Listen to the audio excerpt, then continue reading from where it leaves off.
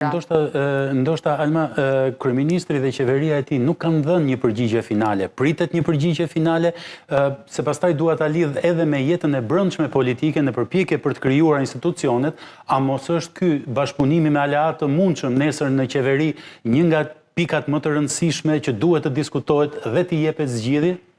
Unë mendoj që po të kishte përgjigje pozitive, do ta kishte dhënë me fillim.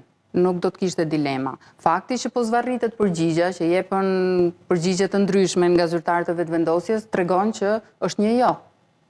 Dhe sipas informacioneve që kam unë, është thënë jo edhe në takime të brendshme. Më thënë. Kështu që zoti Kurti nuk ka thënë jo publikisht, është përpjekur ta justifikojë me këtë të Vlorës, që ka kosto shumë më të lartë, por nuk mendoj që do thotë po. Kostoja politike pastaj për të, fatkeqësisht në Kosovë nuk po ka kosto politike. Çfarë do lloj veprimi? Kemi parë sanksione për Kosovën nga ana e Bashkimit Evropian për shkak të veprimeve të tij në veri të Kosovës, të pakoordinuara me NATO-n dhe me SBA-n dhe me BE-n, ndaj minoritetit serb.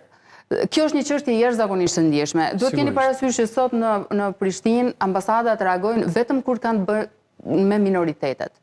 Nëse nuk shkon diçka në raport me ta, nëse qeveria ndërmerr veprime që ata i konsiderojnë që nuk janë në përputhje me zotimet që ka marrë Kosova kur ka shpallur pavarësinë, atëherë reagohet. Nuk reagohet për çështje të tjera të brendshme. Siç e kemi pa, ka pasur kriza të vazhdueshme politike për shkak të mungesës së bashkëpunimit ndërmjet subjekteve politike, por ata kanë qëndruar indiferent.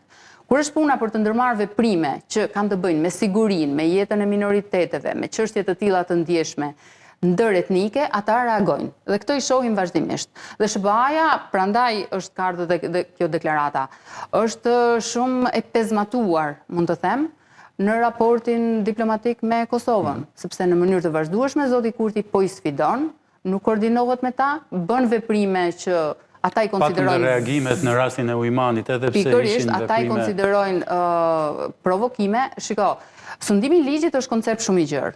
Kosova ka bërë shumë koncesione për sa i përket sundimit të ligjit në veri. Ideja është që nëpërmjet këtyre koncesioneve të bëhet integrimi i veriut. Ka dhe shtete të tjera që bëjnë koncesione të mëdha.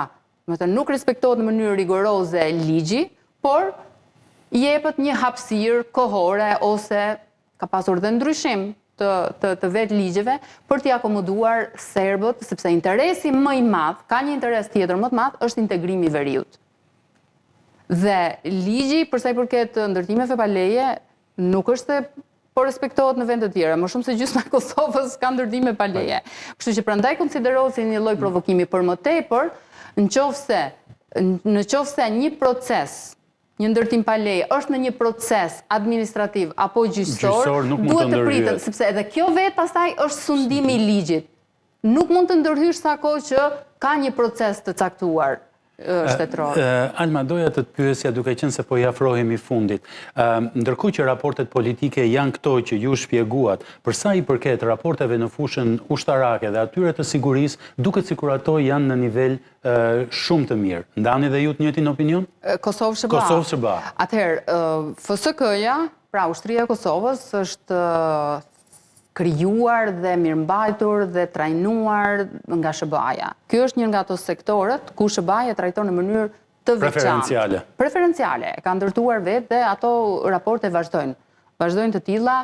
Kosova FSK-ja ka me gardën e AIOHAS, domethënë raporte dhe vazhdojnë të bashkëpunojnë të marrëdhënie. Në rast se do të kishte krisje edhe në këtë fushë, pastaj do të ishte fundi i raporteve me SBA-n. Nuk po themi që raportet janë tërësisht të dëmtuara. Çështja është pse nuk janë në nivelin e duhur dhe pse të krijon edhe në opinionin publik këto lloj përçarjesh, sepse kundërshtari i Kosovës do t'i shfrytëzojë siç po i shfrytëzon Serbia. Prandaj në vend që në këto turbullira të mëdha gjeopolitike Kosova të gjejë rrugën e saj dhe të përpiqet spaku në raport me SBA-n, t'i forcojë këto raporte, në fakt ka bërë plotësisht të kundërtën. Dhe kjo mbetet ajo pastaj problemi më i madh që edhe në opinion publik, përveç intelektualëve një pjesë e mirë nuk po e lexojnë. Nga ana tjetër edhe opozita ka dështuar në artikulimin e kësaj problematike.